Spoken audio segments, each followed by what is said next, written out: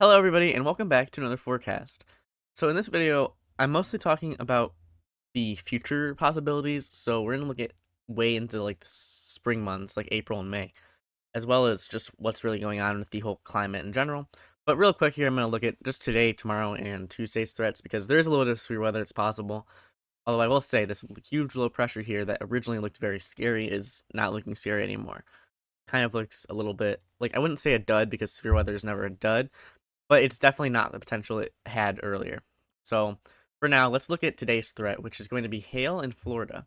So it's a 5% marginal risk. It's nothing like, we don't have too much like knowledge. This is just going to be a widespread event because it's not going to be. The main reason for this is really just there's a little bit of, instability in the atmosphere. The rat mile here might give me a little better information. It's here in Florida, mean layer Cape. There's just this little plume that kind of happens after all this warming.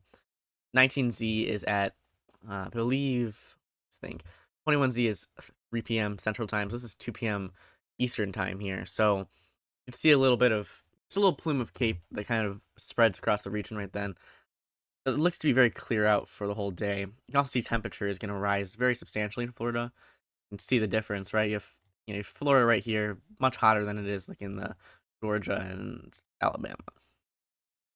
So the marginal risk is basically because if a few of these updrafts decide to push together a little bit, you end up with a pretty big updraft that might just be able to sustain large enough hail to be considered severe. So that's 1 inch in diameter for severe hail. Severe hail. That's our main thing today. Otherwise, nothing. Nothing really forcing all these storms. Just there's enough cape there if anything wants to form, right? I always call them daughters, like those summer storms that just kind of fly up in the middle of the summer. It's so hot, and all that cape can just make them basically explode. There's not like wind shear or anything. You can look at the sounding; it's probably not going to be very impressive. Nothing like supercells or anything like that. But there's a little bit of possibility for hail. So again, all this cape in here definitely could support something. Although looking at the photograph, actually, a little bit of turning in the low levels and a lot of 3 capes. So we could see maybe an isolated tornado somewhere in here, but all this cape too also helps that. So I'm a little curious if we'll see anything upgrade later on. But let's look at tomorrow's risk because that's what I'm more interested in. This looks to be more of a widespread event. Right now, our day 2 outlook has no tornado possibilities, but wind and hail are possible. The main thing that's going on with this event is just a big QLCS going to come with a cold front that's sweeping through. I think the northern mode is probably more dangerous for all hazards considered. We could see some decent hail or wind damage down here near the Arklatex. So I'm looking here at the rat model right now, and this is for Sunday or tonight's evening. This is 6 p.m. Central Time. And something I want to note here is this trough that we originally had originally looked much better, but now it's very sheared out and honestly too negatively tilted to really form any severe weather. So with the Monday threat, what this means is there's not going to be a huge deal of forcing here where you want to see it, right? Because our marginal risk is kind of something like this, I believe. A little bit like Illinois, Iowa, down to the Pacific, or the Gulf of Mexico coast. This whole region has a low marginal risk, but the issue is there's not really strong forcing aloft. We're at the 500 millibar level, and there's wind speeds of 10 knots right here, maybe 25, and that's just not very strong at all. And any precipitation that forms any of these storms is just going to basically fall right on top of the storm. You can imagine you have an updraft, it's going to form like this, but when it comes to a strong 500 millibar, flow, what's going to happen is this gets jetted off, right? Any rain that's going to fall is going to be ahead of any trying to form updrafts, right? 'Cause here's our updraft air. I'll color that in pink. Our updraft air is what's pushing the storm and keeping it alive. But if the rain is just going to fall right in the updraft with a weaker flow, then we're not going to see what we want to see for any sustained supercells or severe weather in any way. Main reason they have a marginal risk here. Whoops, that's the last sounding. So wind and hail again, because mainly what we're seeing is at the surface a little bit of a trough here forming, basically over Kansas, right? Could see some more sustained supercell development maybe in this region. I like to use supercell composite a lot of the time, just to have a small idea of what's going on, but it doesn't look like nothing too crazy. If you look at this is about storm hour, so about 4 p.m. Central Time here. Kind of see this trough. It's very weak. If I zoom in here, it's not very well defined. It's kind of into this front, right? It's kind of like a weird setup because there's kind of this cold front draped in here, a little bit of turning somewhere in here. So I'd place a surface low somewhere in this vicinity. It's just not a very strong surface low, so it's not really going to form anything And coupled with that not very strong flow aloft, that's the same thing there. The main reason this is hail and wind is because we have a lot of cape that's kind of moving its way into the region. Looking at most unstable capes kind of gives us like an idea of what's the most we could see with this event. You can see here definitely some, a good amount of cape basically over the entire region all the way into the nighttime hours. I'll move to the NAM mile just for a little longer of a seeing, and we'll see also what's going to go on Tuesday as well. The NAM model shows a little bit more extreme cape, but you can see it's kind of the same thing for both models here. A good amount of cape all over this region, and that's kind of why they have this risk right here. It kind of follows the whole shape of this, and honestly, really well shows the cape as a whole. You can see the difference here, right? I'll draw it's the same looking shape. That's basically what we're gonna see here, right here. It's very similar, so it's basically just where the cape is. So with our forcing for this event, again, as I said, it's the cold front, right? You can look at the HRRR model for precipitation. You can kind of see what's going to be going on here. There's kind of this line of storms, and they're not really supercellular in any nature. There's not really enough shear for sustained like updrafts that have like supercells and stuff like that. You can see this whole idea, right? Line of storms, and on this maybe some larger updrafts sustain some hail or just some wind damage, but that's the main reason they have this marginal risk. I wouldn't be surprised if maybe closer to the event we have a little surface low that might form somewhere out here maybe. There's just, it's just not enough really going on. So any cape could lead to some damage, hail or wind wise, but most likely nothing too severe that day either. The same idea is also present for day 3. Look at the NAM model, that's all I can really use right now, but they have a little surface low developing here right around, I believe, this is the wrong day, right around the next day, around 12Z, which is going to be 6 p.m. or 6 a.m. Central Time, excuse me. Surface low kind of forms somewhere in here. See the turning down from here, turning around. That's our that's our counterclockwise rotation. That's how we know it's a surface low right there. You can also see kind of a dry line looking thing, maybe a cold front here as well. But you can kind of see our main forcing is going to be somewhere along here. However, when we look at the mean layer, this is basically showing where our cells will move.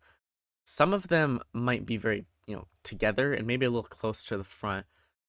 If our front is draped more like this, north-south, I'll just redraw it like that, north-south. A few of these are kind of like this, which could lead to some messier storm modes, but a lot of these mean winds, which is better storm motion vectors, a lot of these are very well off of the front, so they're more perpendicular to it, which means we could see maybe some discrete supercells if they're able to form. I do like supercell composites sometimes. Significant tornado panorama I don't look at too much, but it kind of shows you where you could see it. Take a little sounding from right here, because you can see here, surface space cape here along basically this whole region, Texas and the Louisiana, kind of Arklatex right here. This is a lot of capes. I'll take one right from the bullseye. I'll take one a little south, and I'll take one a little bit near Missouri as well. You can see a few little areas here. This should be our bullseye model here. So you can see a lot of fat cape in here, especially for March. Almost nearing 4,000 joules per kilogram, and a lot of 3 cape as well. And there's kind of minor turning in the low levels with respect to the right mover cell. So you can kind of imagine, like, if you have a cell that's more centered right here, this whole photograph is going to be kind of centered like this. So there's a kind of a little bit low level turning. But all this 3 cape, if the environment wants to sustain that into the vertical, right, any low level circulations could be stretched up. So you could see some tornado risk here as well. I think day 3 is going to be more severe for the tornadoes, as well as the day 2. We have the Storm Prediction Center here.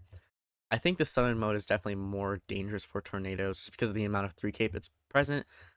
Same thing for the day 3. There could be some tornadic cells here for the day 3 just because of how much 3 cape there seems to be.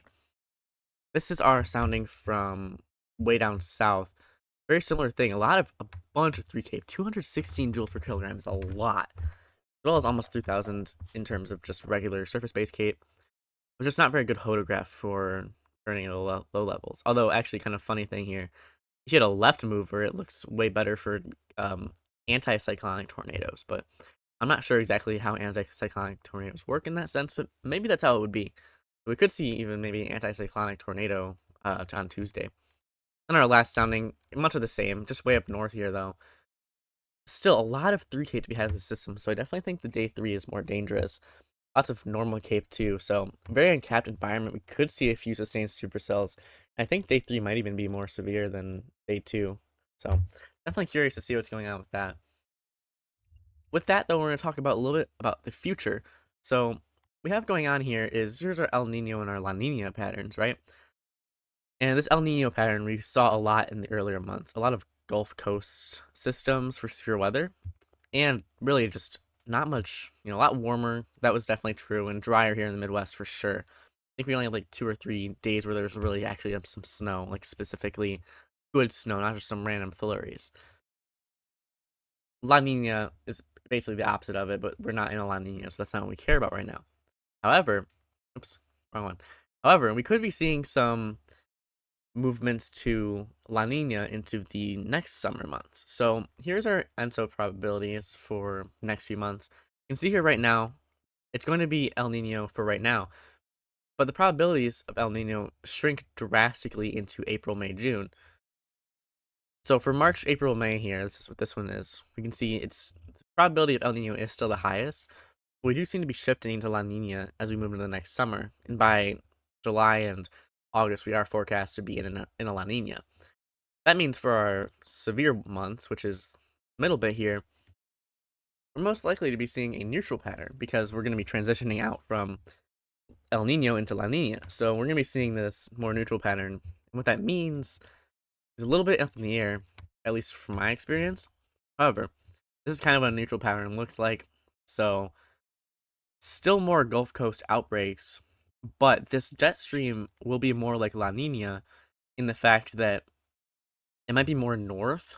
So any setups could be more north than just how it works in general, right? See more in this whole region for outbreaks. And that is what we're seeing in a lot of these possibilities. So we're also seeing here, and La Nina is forecast for the next few months, right? April, May, June, May, July, and then June, and stuff like that here. So, oops, a little unknown with all this, but you can see it again. Definitely looking to go down into La Nina into the next summer as well. For severe weather, from what I can understand, I'm not extremely well versed in neutral setups or El Nino and La Nina as a whole. Again, I'm still new to weather, so I'm trying to understand this for myself a little bit.